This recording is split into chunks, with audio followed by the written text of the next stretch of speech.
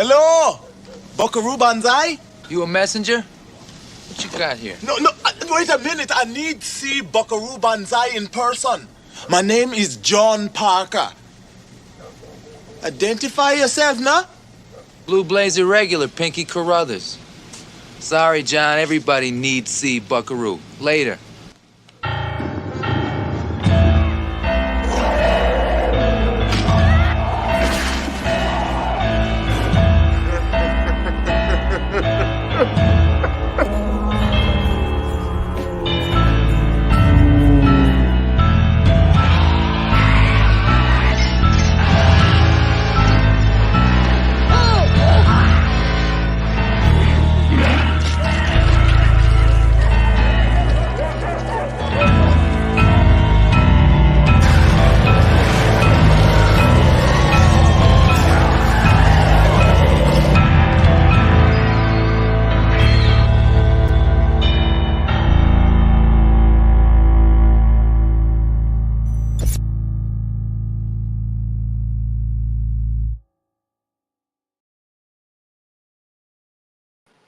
Hello, cadets. Welcome to another episode of the Big Monster Briefing Room. This is episode number 136.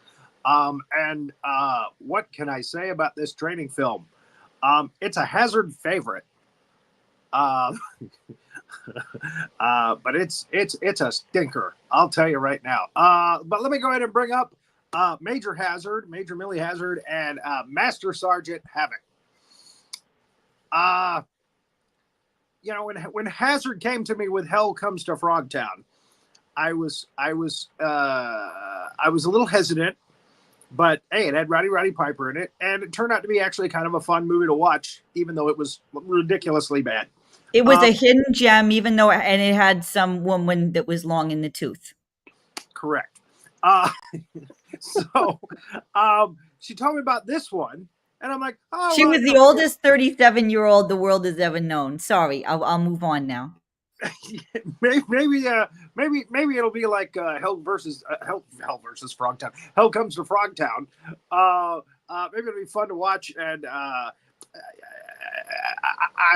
just, there are no words. There are really no words. This is the weirdest training film I think I've ever seen in this genre. And Havoc said, "Oh, I saw it a long time ago. It's got really good special effects." For the budget that this thing was probably made on, yeah, I mean, some impressive effects. But wow, the script, the direction, the fact that it's just everybody dies. it's just wow. Again, words cannot describe. This is an hour and 36 minutes of my life I'll never get back. Yeah. Well, the thing is that what happened was this is actually two different stories that got cobbled together. They got Frankenstein, because the guy who made the movie, he was in the video distribution business, but he didn't know nothing about making no movies. So he hired some people to make the movie. Turned out he didn't like what they did because he thought it wasn't scary enough, and he made it too artsy fartsy for his taste. So he fired them, hired some more people to make another story, and just kind of, like I said, kind of Frankenstein them together, just kind of stitched them together. So you got the original story was all right. Take what footage you use. I got to make some money on this thing. Exactly. Grab them all together. Slap them together. Kill count, and body count. Yep, just like as long as there's a bunch you're of popping in tin cannon there with your Okay. Oh, sorry. Yes, tonight's training film. We've sat here and trashed this film for 10 minutes, and we didn't even say what it was. It's Spookies. Which again, who the hell would name a training film like this? Spookies. I know the original. Well, title. it must be a very spooky movie. Exactly. The original title. The original title was it was originally called Twisted Souls. That was the original You, title. you see, now that's a decent title. No, that's a decent title. I yeah. would have respected it a little more if it was Yeah. called that. But Spookies. Yeah. Exactly. Okay, I got a great story about this. All right. All right. There was a movie, a training film in production that they made. They made it. They got it finished. And when they released it, they were going to call it Crack Horror Zombies, which is a great title. I mean, people would line up to see Crack Horror Zombies, okay? Because that was the whole subject of it. It was a dark comedy, a zombie film, Crack Horror Zombies, and unfortunately, when they were trying to pitch it to, I guess, distributors, the distributors said, "Oh no, don't call it Crack Horror Zombie. No, we don't like that." So they ended up calling it Zombies, Zombies, Zombies, like it's a musical. So one of these days we'll review that on this show. But yeah, God. I was like, really? This is what you ended up with? Crack Horror Zombies is a great title. What the hell? Yeah. So if we do it on this show, we are going to retitle it. We're going to say Zombies, Zombies, Zombies, a.k.a. Crack Horror Zombies, because that's what it should have been called. Anyway, these kind of things happen with Hollywood, Yeah, there's a movie. See, now, sometimes, though, they do there's a movie called Frankenhooker. Yeah. We're definitely going to do that one on the show. You see that on a video box or whatever, it's like Frankenhooker. Oh, that sounds cool. But zombies. No, nobody's gonna see that. Come on, Crack Horror Zombies. Absolutely. Yep. Yeah, I'd rent the heck out of that one. Again, we did zombie strippers on this show. There you go. With zombie Robert strippers. England. Yeah. So I think that was one of the other reasons why they decided not to go with Crack Horror Zombies, because they didn't want it to. They didn't want it to be compared to zombie strippers. Yeah, because But come on, the whole thing was about Crack Horror Zombies. Exactly. So anyway, I digress. Let's talk about Spookies. Hazzard, get back in here. I'm here to talk about Spookies, and I wanted to say this. Master Sergeant Havoc has seen it like 2 or 3 times, and he said it really doesn't, he just said it didn't get better with every. It doesn't get better the second time. You don't catch things you didn't catch before. I think I caught something, but a little penicillin took care of it. Spookies. Well, let's get started. Let's spooky. And the biggest point out here that the effects on this, I'm kind of on the fence about the effects on this, because some people would say, "Oh wow, those are some really cool effects," but in a lot of cases, I feel like it's stuff that was like pulled out of a carnival.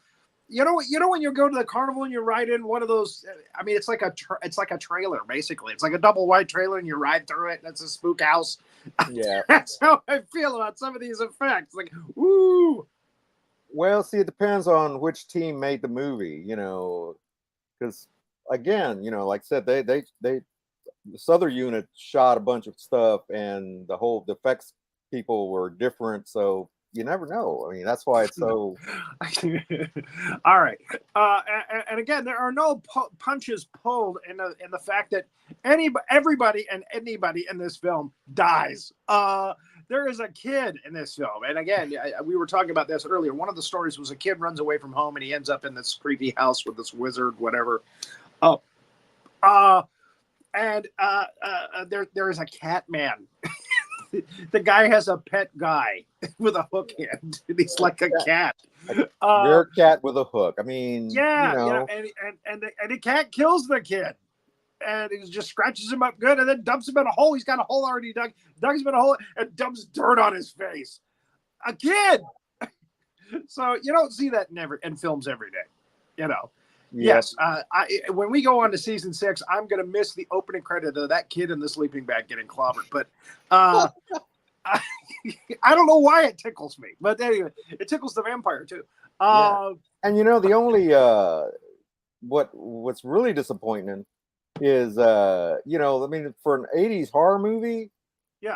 There's no nudity. Nobody gets naked in this. There's got 3 or 4 girls in this movie, and none of them get naked. That's true.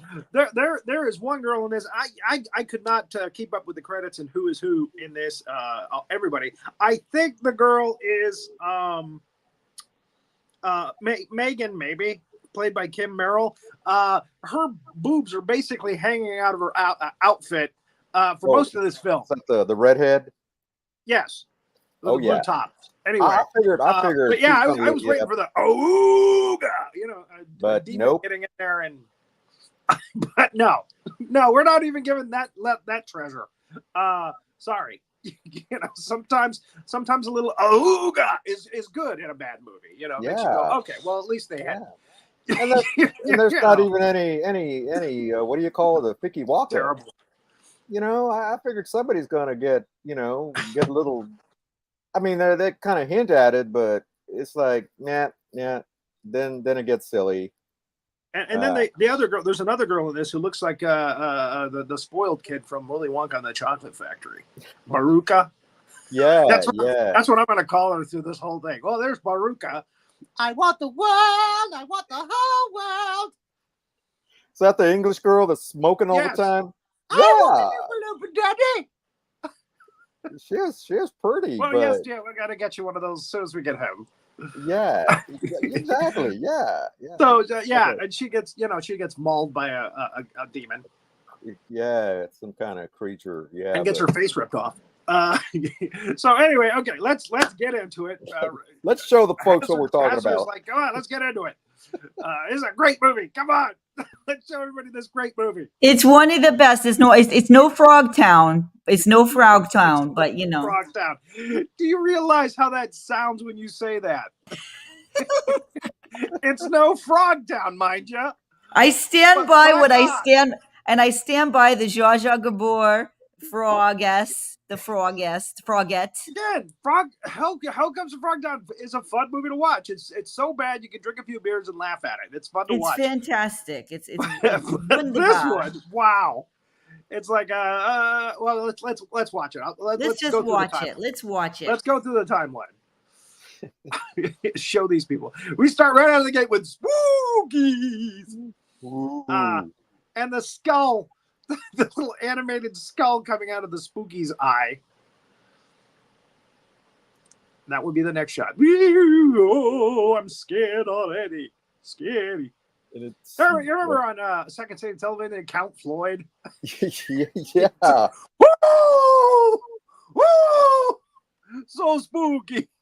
That's what I thought of when I heard Spookies. I thought, it sounds like Count Floyd. Count Floyd is narrating this one.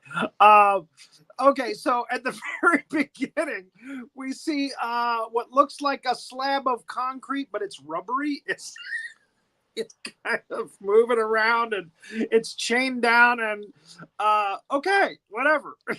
There's got to be some reason why they chained that slab down at the grave there. And there's a graveyard around this house. That's usually a bad sign, folks. If there's a graveyard all around the house you're going into, probably not a good house to go into. So we find this kid. Now I think that his name's Billy. I think that Billy and there's a blue monster kid later in this film who is supposedly the son of Creon, played by Felix Ward. He's the wizard that makes all these demons and things happen. And Isabel, the woman he wants very badly, willing to kill a bunch of people to get her. She's the lost bride, played by Maria Pachucas. Excuse me. Pachucas. Oh, sorry, I just Pachucas on your carpet. I think the cat guy probably does that every now and then. I got to tell you, I was cracking up backstage. I just want everyone to know that was brilliant. That was a moment. It was no Havoc zinger, but it was close. It was almost a Havoc level zinger. Fantastic, General. Fantastic. Well, yeah, again, gear up for the cat jokes because there's going to be a lot of cat jokes this show.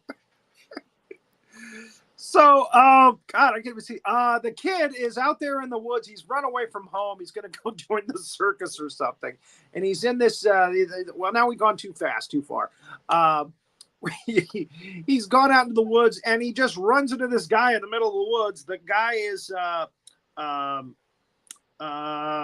the hell? The Drifter. That's what they call him, the Drifter. And he's like, hey, kid, got a light? Yeah. But there's when I see a 12, 13-year-old, that's the first thing I want to know. Are you carrying a lighter?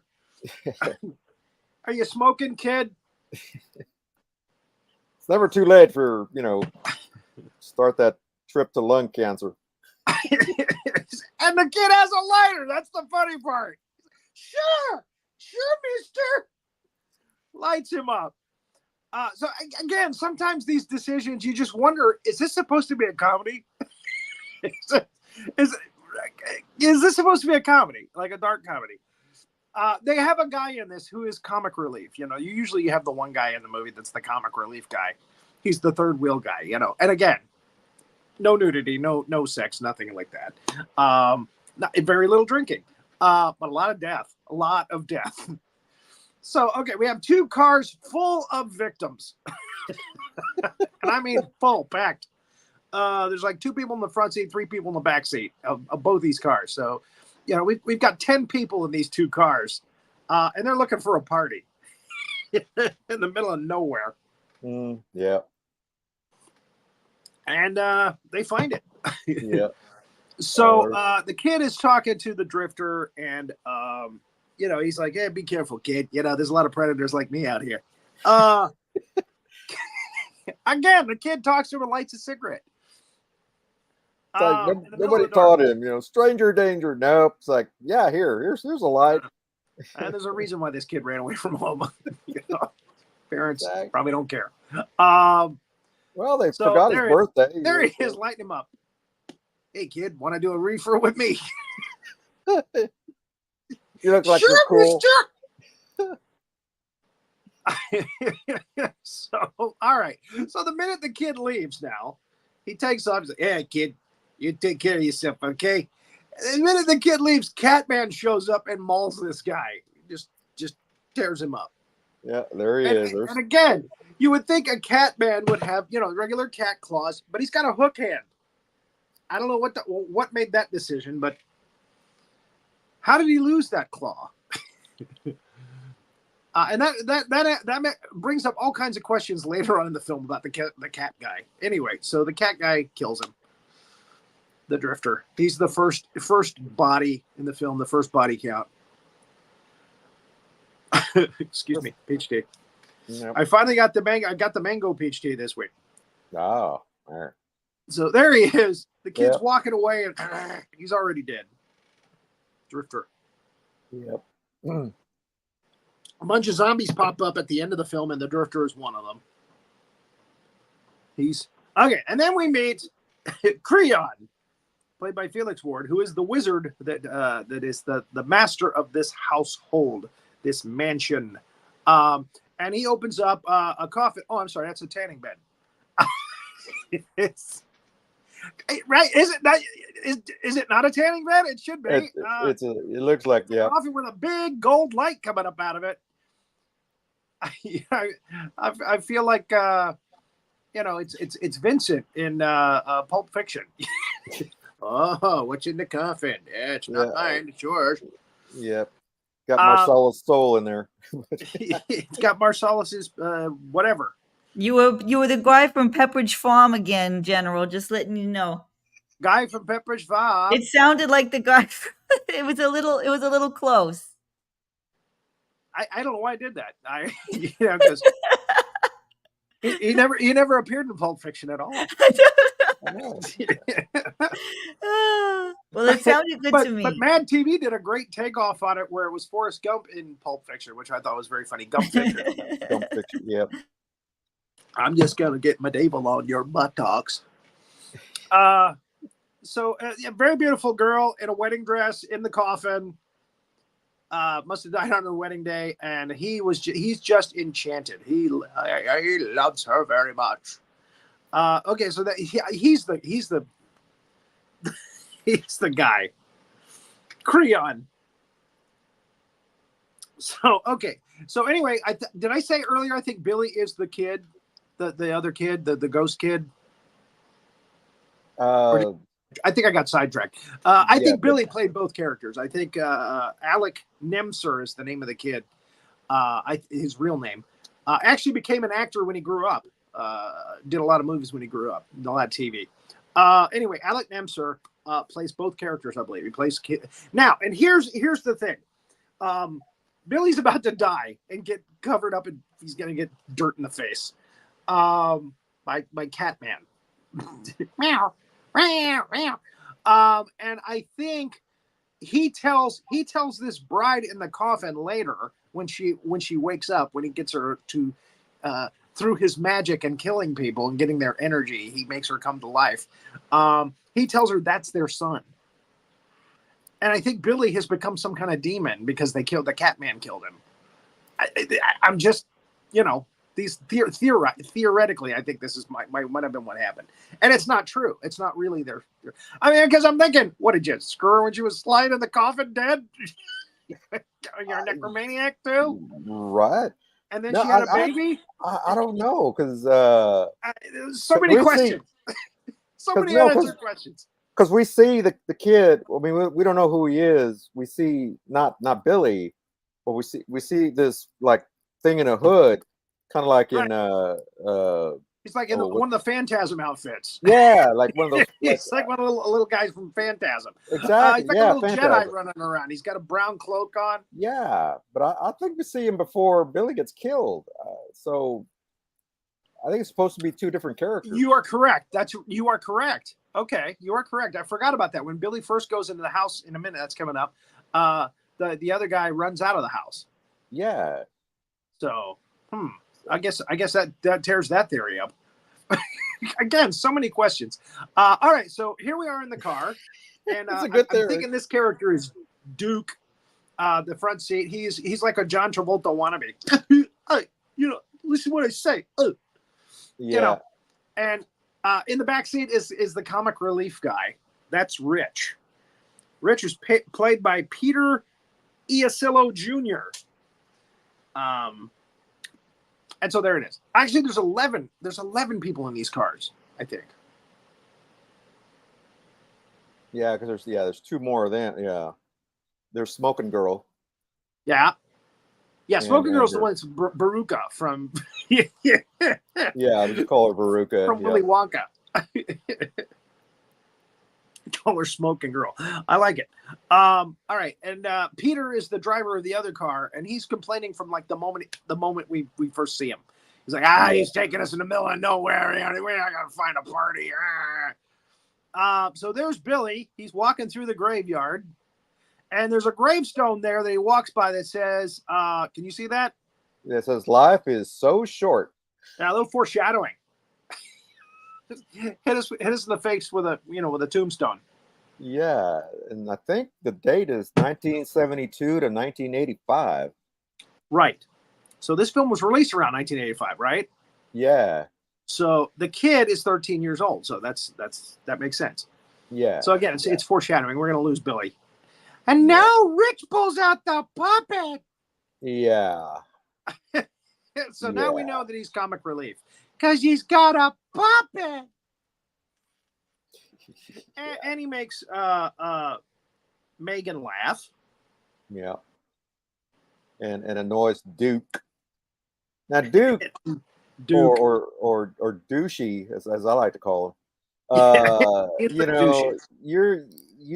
He's like, I hope he's the first one to die because he just annoyed the hell out of me. We have no such luck. No such luck. The guys that are dressed more interestingly than he's wearing what looks like a garbage bag over the. Can you tell the people that are in the costuming department that I want to wear a garbage bag over my body? It's a t-shirt, but it looks like a garbage bag. Okay. Oh. Yeah. There you go. Yeah. I'm drinking from the appropriate cup for this. Because this movie is spooky. Ooh. Yep. All right, so there's a tree falling in the road because you got to have that cliche in. They moved the tree, very easily.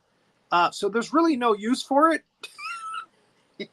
except to show that the cat guy, for some reason, is there watching them.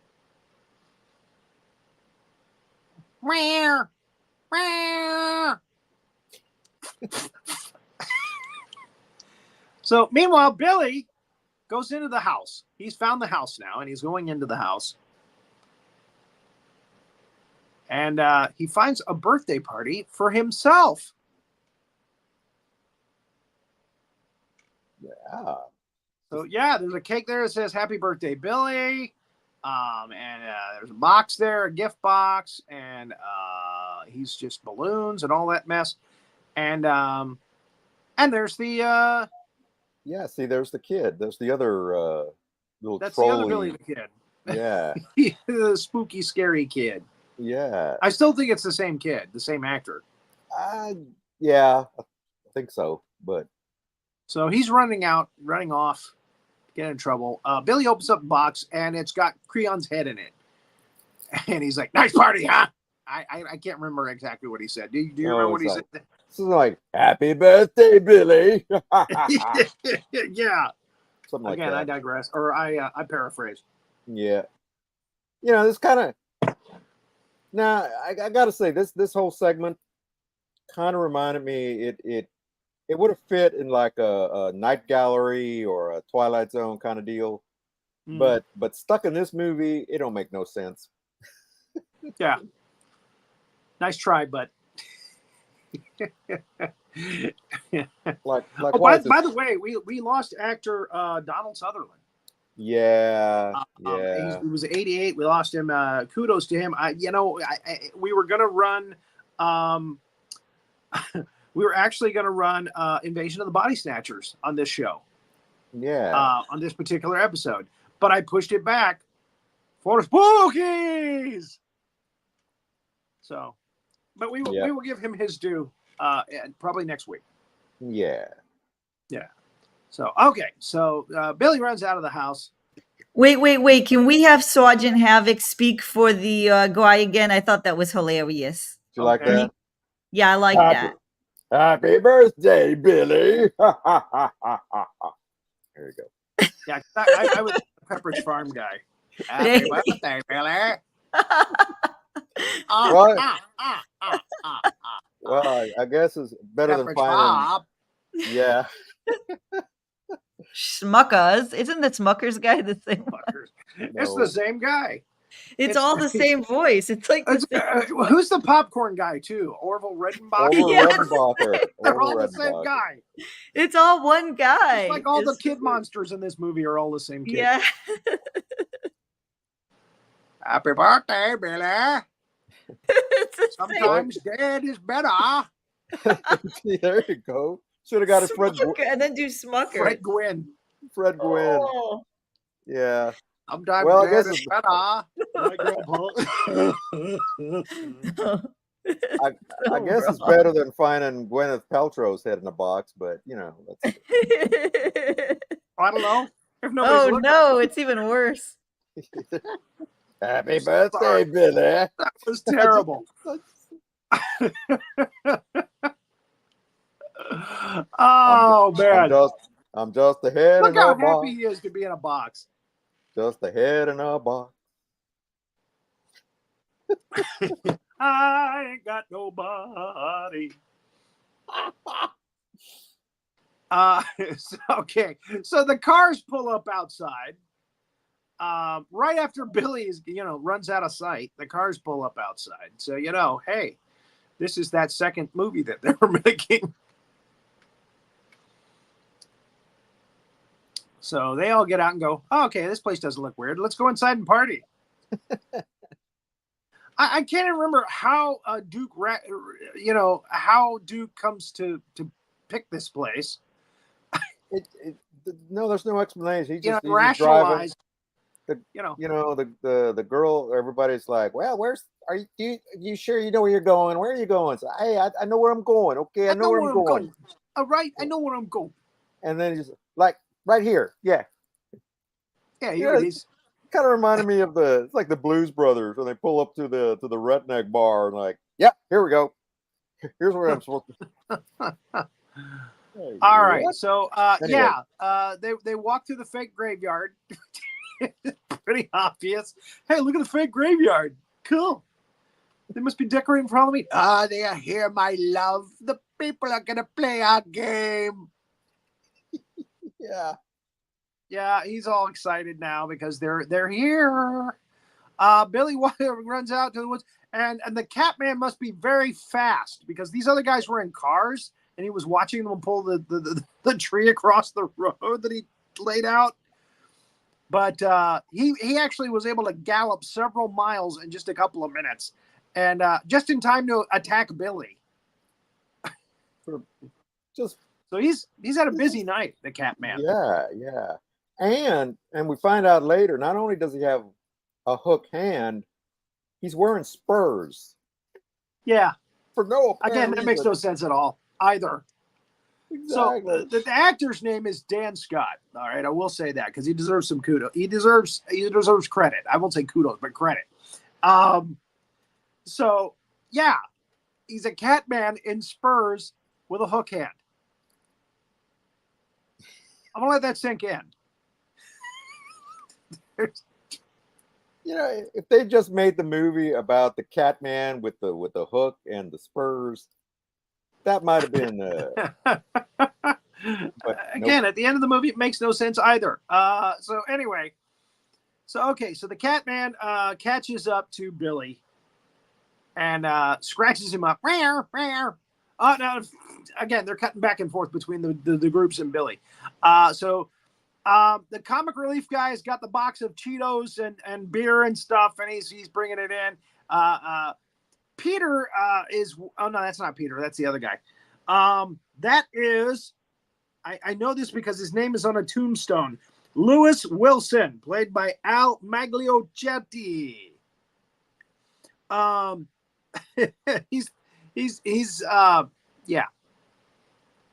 He's pretty unexciting, and his girlfriend has kind of a major part in this. The girl there with the blondish curly hair. Yep. And then again the comic relief. Oh my God, we're 32 minutes into the show already, and they just got it in the house. Okay. It's because it's so fun to riff on this. Terrible. We have all this commentary about how terrible it is. We can't tell you enough how terrible it is. We can't tell you enough. Your accent dropped. I just love how you noticed. You noticed and you just exclaim it. This movie is so bad it's going to take us 2 hours to tell you how bad it is. So there's the cat dude. How many ways can I count that this movie is horrible? I'm crying. All right. So Catman attacks Billy, kills the kid. Yeah, throws him in a big hole and starts shoveling dirt on him. And he's very happy to be shoveling that dirt on that kid too. Yeah. And the kid gets dirt right in the face. You got to give the kid kudos for that. He took a couple of shovels of dirt right to the face. So that's pretty heinous. It's like, man, if I've been watching this movie in the movie theater, I'd be like, man, they killed a kid, shoveled dirt in his face. So, and then he happily trots off to be by his master in the house. Then we have a little Duke Megan shtick going on, you know, and the others are like, I don't know if this party's going to be any good or not. Do you think the party's going to be good? Yeah, I think the party's going to be great. Yeah. Comic relief. Where do you see how he dies? Oh my God. That's the it's best part of probably the the movie. most heinous death in the movie. That's awesome, actually. I like It's that the part. most heinous death in the movie, and they give it to, you know, the Shaggy of the group, the comic relief. Exactly. Lloyd, it's a spider lady. Oh no! What is that puppet of? I don't understand. What is it, a gremlin or something? What the hell is that? No, it's just one of those hand puppets, you know. But With a what? little Hawaiian shirt on, and But like, is it supposed to be You're a not gonna humanoid? get out Is of it this human? house alive. It looks like a cryptozoological wonder.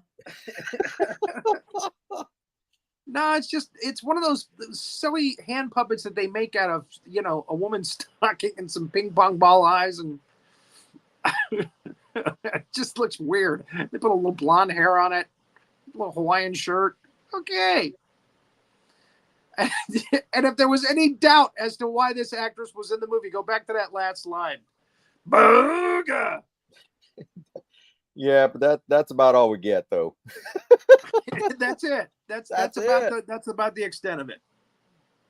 We figured that she was the one, but nope. Like it was not going to get an R rating with all these grisly deaths. Yeah.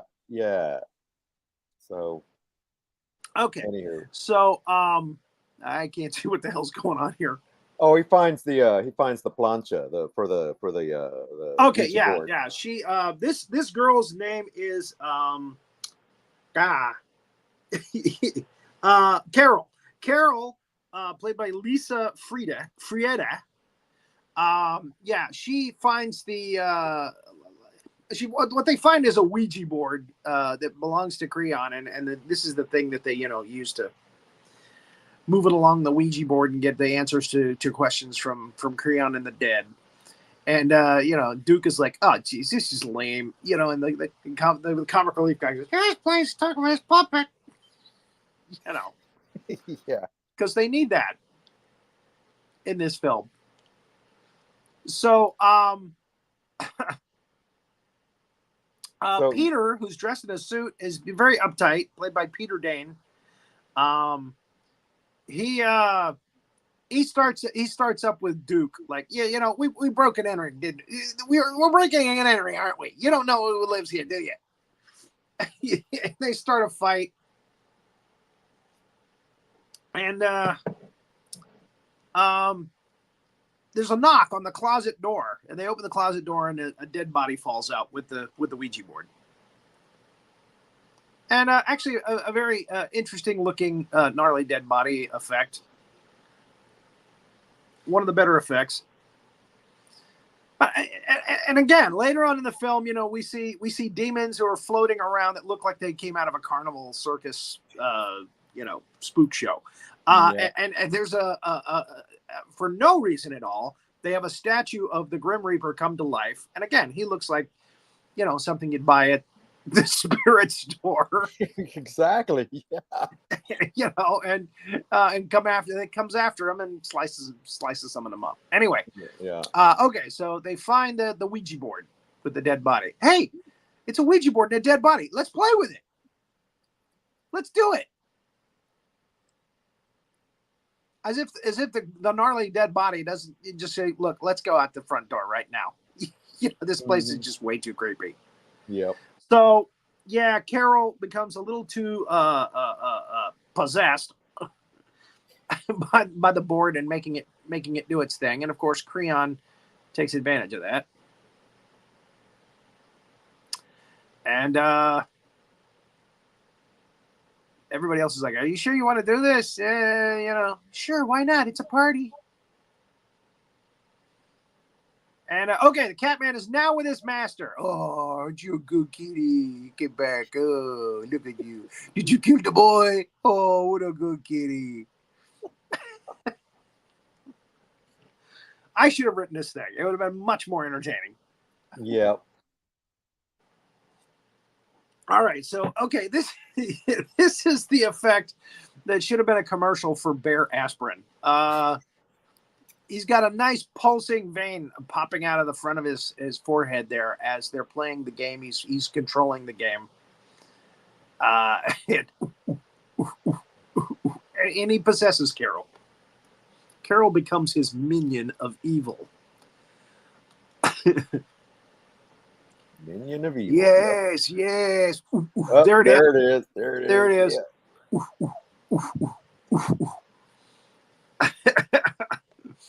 And okay, Carol's about to turn. There she goes. Yeah. So this is Carol for the rest of the film. She's gone. Might as well say third body, because she's pretty much dead and done with. Yep. So she freaks everybody out. There's something about that face. Yeah, it's a face that only a mother could love. Yeah. You said it begrudgingly. I did. It was very begrudging. I don't want to be pushed into it. No, because if you would have forgotten, you would have forgotten again. You have to be reminded, General. With all the gnarly faces in this film, don't you think I would have said it somewhere down the line without being fed? Well, you forgot it that one time, so we got to make sure it's teamwork makes the dream work. I forgot it that one time. Well, we remember, General. Like Pepperidge What Farm. was that? During this show? Pepperidge Sergeant Havoc remembers. Yeah. All right. I'm sorry about that. So the safe word is Pepperidge Farm. Yeah. So okay. Lewis Wilson is his name. Runs out of the house. He's like, okay, that's it. I'm done. I'm out of here. He runs out of the house, and immediately when he runs out of the house, one of the headstones out in the lawn there. Immediately his name appears on one of the headstones, and he falls down into the ground in front of the headstone, so he becomes dead. So how many is that now? 4? Yeah. 4 dead? Well, see, the kid died. Yeah, I don't know. Yeah. The drifter, the kid. The drifter, the kid. Carol. And this guy. Carol and Lewis. So that's 4. Yeah. So far. Well, Carol ain't dead yet. No, she's just possessed. You might as well say she's dead. She's dead inside. She's dead to us. She's dead to us. She's a demon bitch. and that was on purpose. That they made it kind of like she was out of the what was that Sam Raimi movie, Evil Dead? Right. They wanted to rip that one off. She was the Evil Dead, yes. So the other people come out and they see Lewis being dragged under the ground, and they see that the headstone reads Lewis Wilson. And they're like, "Oh my God! Now we can't go across the lawn." Because that's what would happen to all of them, you know. There's Peter. Oh, no, that's not Peter. That's Anthony. No, Dave. Dave is his name. Dave and Baruka. Yeah. I wish I knew what her name was. Anyway. I think it's like Angela or something like that. Anyway. So, all right. So they're like, go back in the house. Ain't gonna happen to us. So they go back in the house. They're freaking out. They're talking to each other. I can't remember why it is they don't bump into Carol here, but it's gone to another room. Yeah. Oh, Carol's dead to us. Lock her up.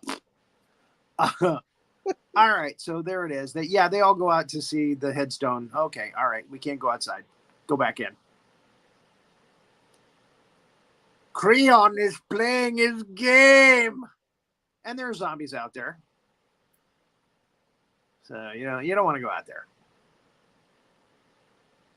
All right. So they lock themselves back in the house. Duke and Pete are yelling at each other again. It's a kind of an alpha thing, you know. Duke wants to be the alpha and Pete wants to go home. And he's an idiot for bringing them all here. I want to go home and drink coffee and go to bed. Put up my suit. And Baruka's like, I want to do Paloopa. No.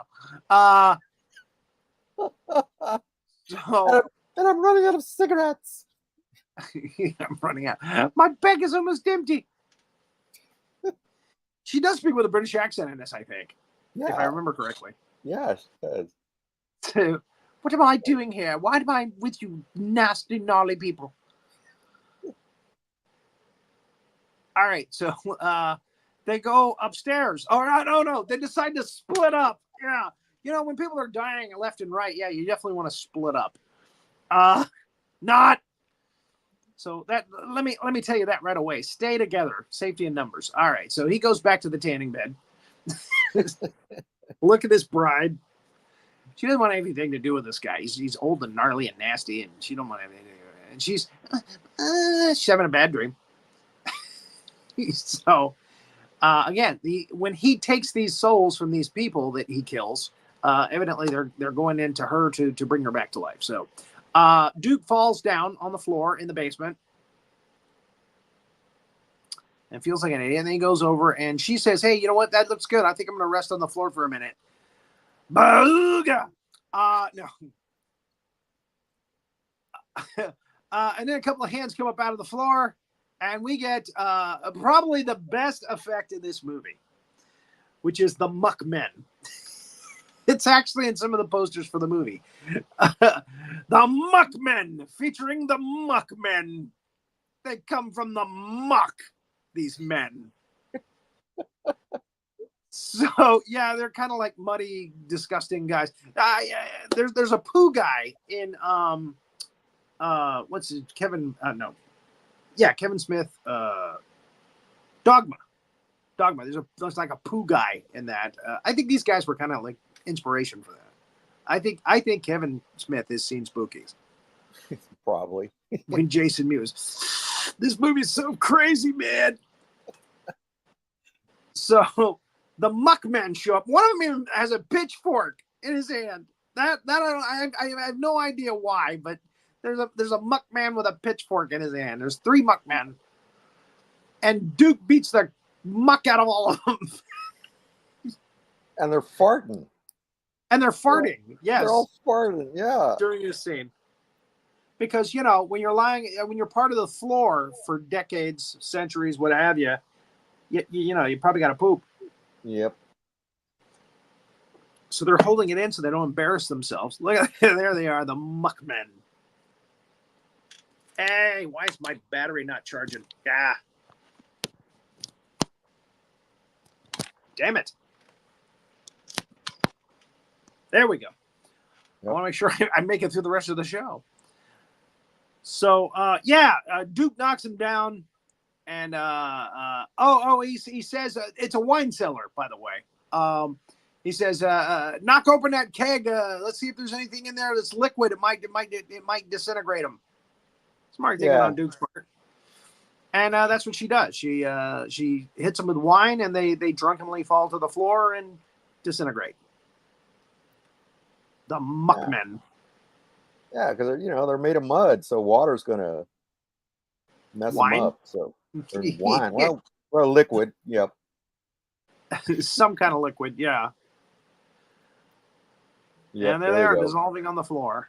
Again, not a bad effect. That's actually probably the coolest effect in this, in my opinion. Again, because we got a lot of the Spider Woman's pretty good too, but we've got that's on the same level as kind of like It, the TV show version. Tim Curry turning into a spider. No, yeah. And that was 1990, right? So this was before that. Yeah. All right, so we find David and what's her face? Baruka. There's a hide-a-bed in one of Creon's rooms, and I think she's smoking and wants to do it, but he's like, hey, there's a bunch of zombies and and demons and crap running around this place. I can't get in the mood, huh?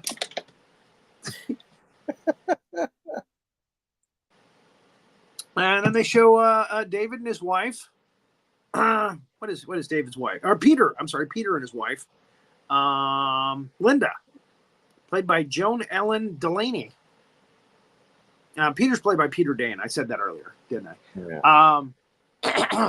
They're just kind of walking around, looking around the house, and they find a woman who hanged herself in the house. And maybe that's Isabel. I don't know. They don't make it clear if that's her or not. Anyway, this is her coming back to life. And of course, he's creepy Mr. Oh, I've been waiting for you, my dear. I've been waiting so long for you. You look beautiful. Ew. Ew. All right, so David finds some liquor, a bottle of what he thinks is liquor, and he drinks it, and and he passes out on the sofa bed with his face down. Linda and Peter find the Ouija board again.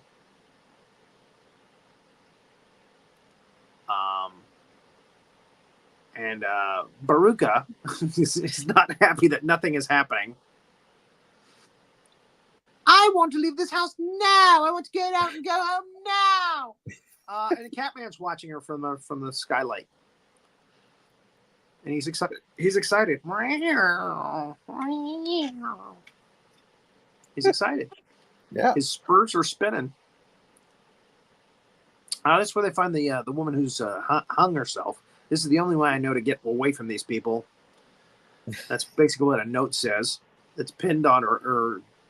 She had it in her hand, and it drops by their feet. They pick it up and go, oh, she hung herself. There we go. Can you read that? I can't. May God forgive me. This is the only way I have to myself from him. Free myself from him. Free myself from him. So it might be Isabel. Does it say Isabel? Nah, the signature's all it's just a scribble. Yeah, see. They want to leave it ambiguous. Like, maybe they'll think this. Damn you. Damn you! All right, so Carol is up to her mischievous ways. She's trying to summon the demons to take Baruka out. She spins over David, and his face is all gnarled up because a demon got him. There is the demon. And that's how you'd probably react if you saw that. Now, that's a face that only a mother can love. See? And then there's the demon. Thank you, folks. I'll be here all this week. Oh. That was mean. But now that looks kind of like a kind of a Ray Harryhausen-ish kind of thing going on there. Yeah. Which is kind of nice, if you're one of these straining film fans. And it jumps her, and it looks like it's humping her there. That would have been funnier. Yep. Demon wants to get it on, and she looks like she's reacting. Oh, actually bites her. He bites her in the neck. Yeah. Her neck is just draining out now, and it bites her all over the place. He's that gnarly little demon, a little sucker. And she throws him around the room, which is fun, And he keeps coming back. She sticks him with a.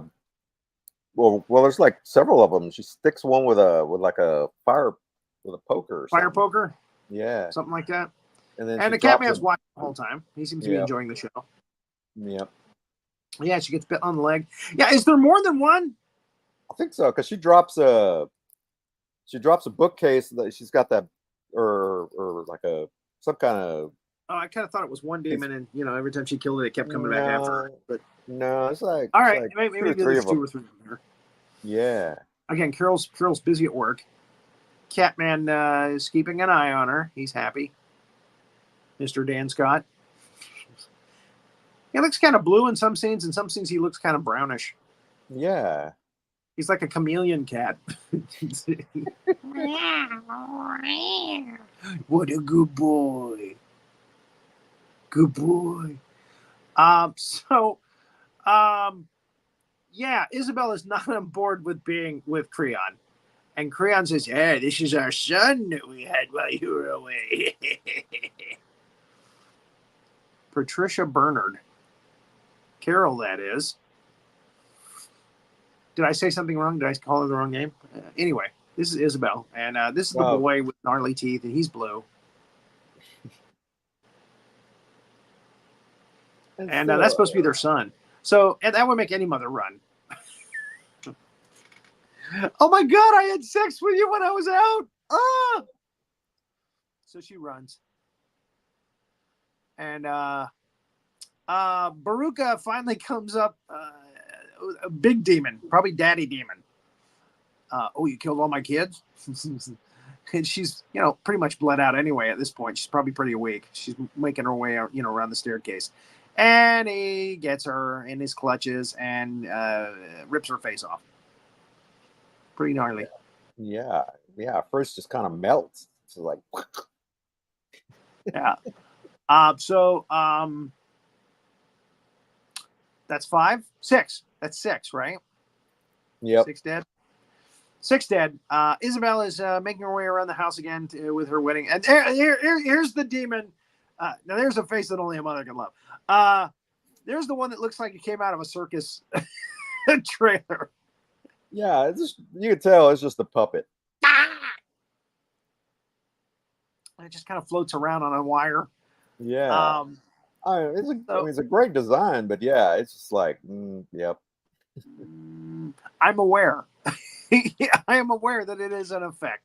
Exactly. Yep. Again, yeah. If you put it on your front lawn for Halloween, okay, fine. That'd be perfect. Yep. But look what I found at the spirit store. It's kind of not that animated. You're just kind of swinging it around on a wire. It's like somebody's holding it up underneath, going, yeah. Make it look like it's killing you. There you go. All right, so Peter and Duke and the girls get back together again, and of course they're fighting. The minute they get to see each other, they start fighting again. Duke and Pete, Peter. So they have this massive fight, and the girls, have to stay out of it. It's up on the top staircase. And Peter is kind of getting beat up by, again, they both have the upper hand at one point or another, I think. Okay. I really thought one of them was I thought they were gonna fall over the railing or something, Yeah, you kind of expect that. Yeah, but no. Okay, no, let him fight. That's live with the two girls. No, let him fight. Megan likes to see him. I was rooting for Peter. Yeah, by this point, yeah. because Duke is such an idiot. He's such an idiot. He's the one that got him into this mess, and he's such an idiot. All right, so Carol again is doing the Ouija thing, and someone's gonna die. Someone's gonna die soon, and then we get Rich. Rich is by himself. He comes into a little room, and a hot Asian chick comes up to him, and she kind of coos at him, and he's liking it. And then and then we go back to the fight.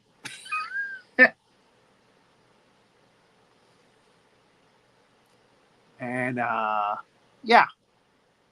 and Ouija boards and fighting, and this is when the statue of the Grim Reaper comes to life. Yeah. Okay, so it's all gray here. They spray painted it all gray, so it looks like a statue. And now it's the Grim Reaper, who has his rib cage on the outside. Yes. The Grim Reaper. How do we all die at the same time? The salmon moose. I'm a huge Monty Python fan. I had to throw that in there. And I think that movie was before this one. So now they got the Grim Reaper after him. Of course, Duke says, I can take him. Because he's Duke. Mm-hmm.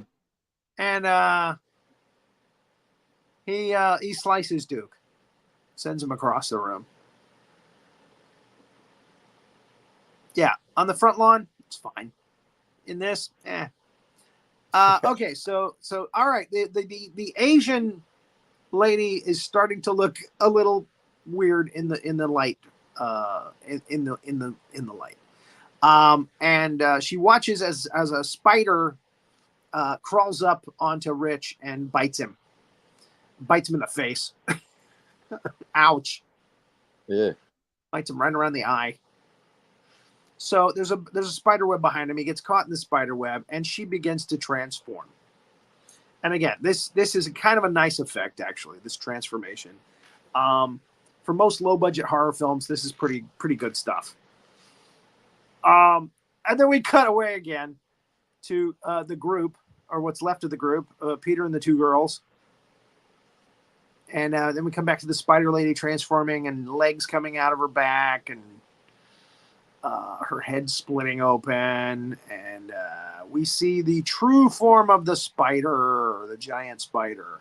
And Rich is like, I'm gonna die, aren't I? And okay, this the way they shot this, it was so fast. It was very hard for me to get this. It looks like a fist. She's regurgitating a fist, which hits him in the stomach. Or maybe it's like an alien teeth thing. I don't know.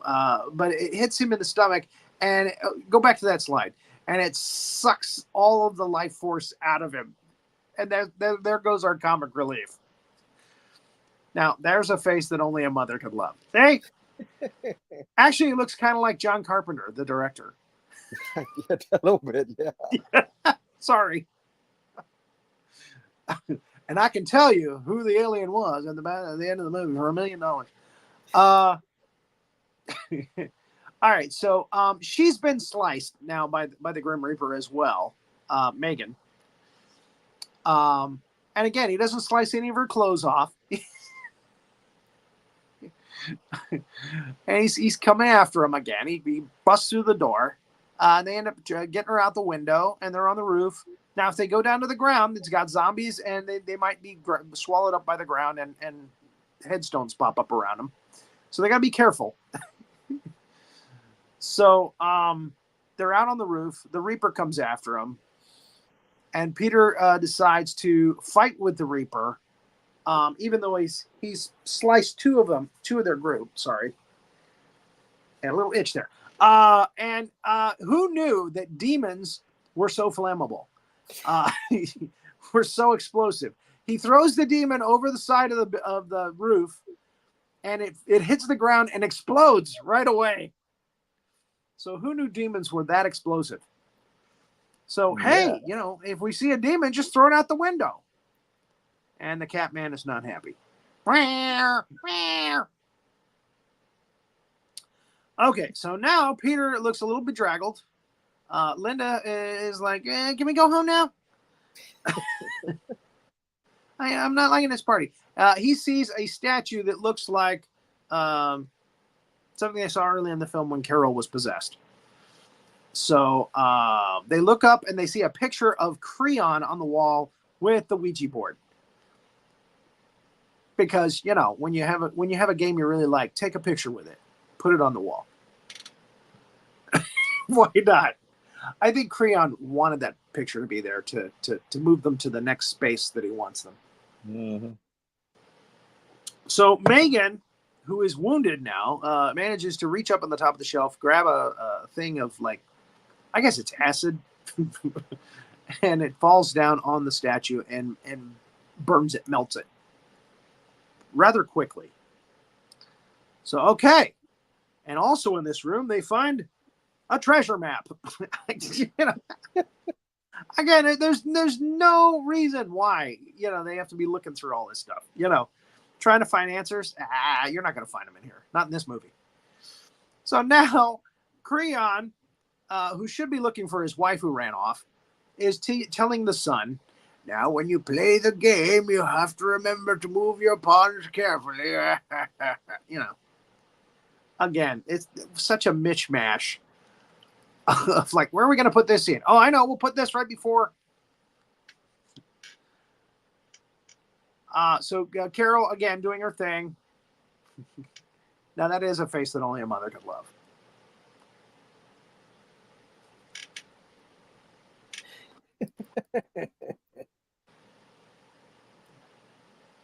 And they go into another room, and there's all candles in it, and Carol's there. And Carol is just gnarly and looking worse and worse every minute. And they're going to make their final stand here. Tonight's training film, Spookies. And Carol starts to chant, and she shows them their reflection in the mirror, and they become a kind of like they're possessed. They're what do I want to say here? Not really possessed, because they're obviously they don't look like demons, but they're not running off and doing. They're not running away. They're kind of like they're hypnotized. They're hypnotized. There we go. They're dazed by Carol showing them. Again, she's doing the black magic, and then her head splits open, and her eyes start glowing. Now, okay, when a person's head splits open, glowing like that, get out of the room if you can. Yeah. Don't stick around. This is bad mojo here. So, oh my God, we're at 1 hour and 5 minutes. All right. So, okay, let's go fast. When the head splits open, the eyes glow. Yeah, that's when they're going to start to suck the soul out of you. So you can see they're actually kind of look like they're getting older, and there's a kind of a bluish haze kind of thing around the room. And then Peter stands up and throws something at Carol, right? Or the mirror, maybe, to put a stop to this. So, the Ouija board. He destroys the Ouija board, and it goes up. It burns up real fast. And that's, you would think that would be a decent move in the game. All right, let's destroy the board. We don't want to play this game anymore. Okay. He's telling the kid, "Oh, that's okay. That's okay. We have some good moves, Chef. Yeah." He's got his little candelabra there. No, I'm kidding. He's not Jewish. Maybe he is. I don't know. Creon doesn't sound very Jewish. No. So, okay. So, then we have Isabel. She's still trying to make her escape. The cat man is following her. That's where he's going now. See, he's blue there. You see he's blue? He's not brown. She comes back to Creon because she wants to put a knife through his head. That's the nicest way I can put it. She feels if she puts a knife through his head, that's going to put an end to all this. He's a very powerful wizard. And there she goes. Book! You put a knife in my head. Pepperidge Farm.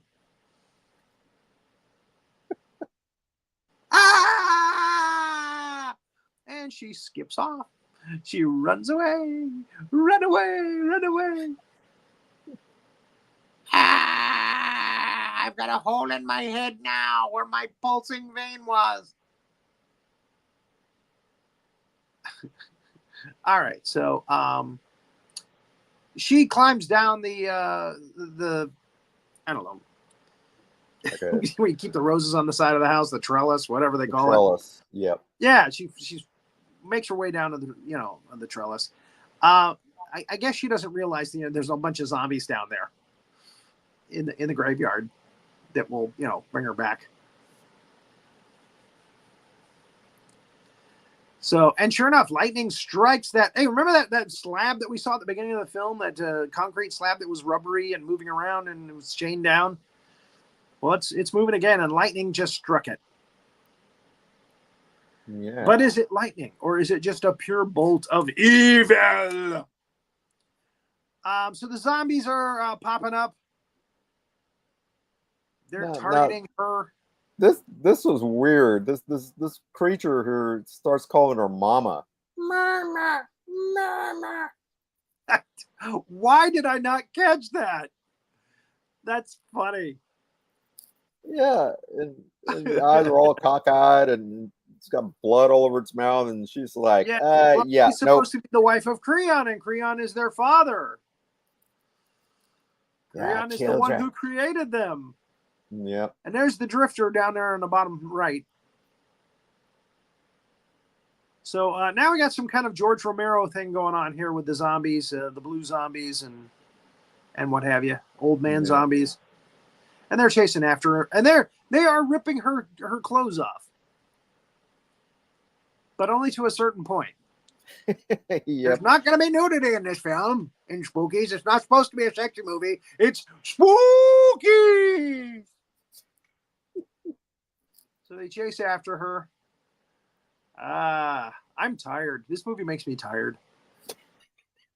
Hey, we're almost done. I know.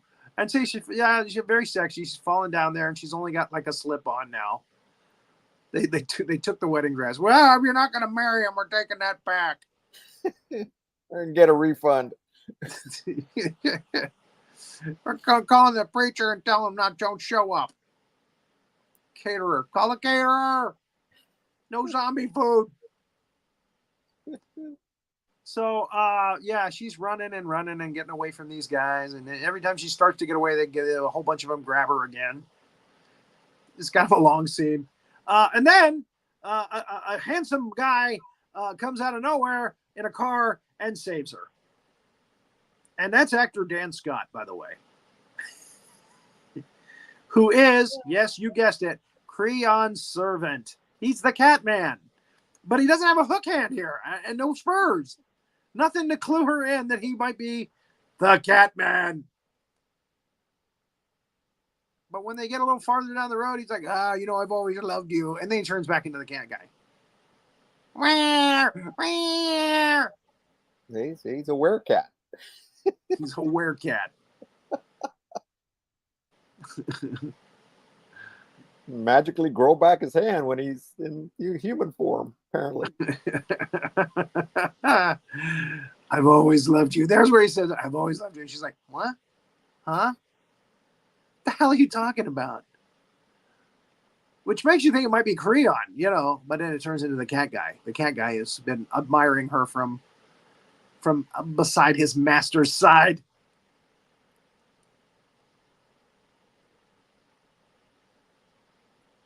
And then he turns into the cat guy, and she's like, ah! There's a face only a mother can love. And a cat man. I did it again, but twice now.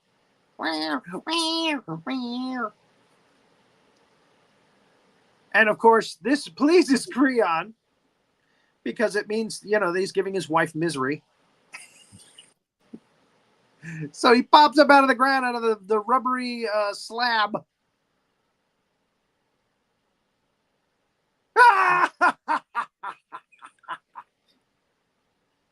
You only thought I was dead. Knife to the head. You think that's going to keep me down? Should have spun it around like you do when you kill crab. Yeah. Mix his brain up a bit. But nope. Ice pick to the head.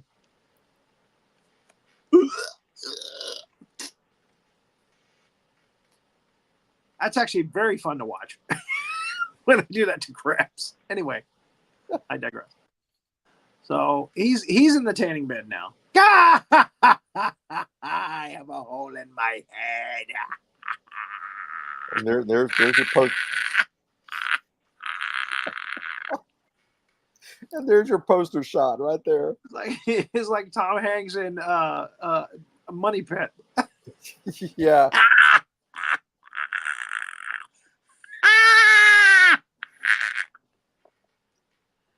And the kid's happy too. Daddy's silly. Silly daddy. I don't think that's actually the last shot in the movie. I think it's actually him coming up out of the ground, but I just did that. Yeah.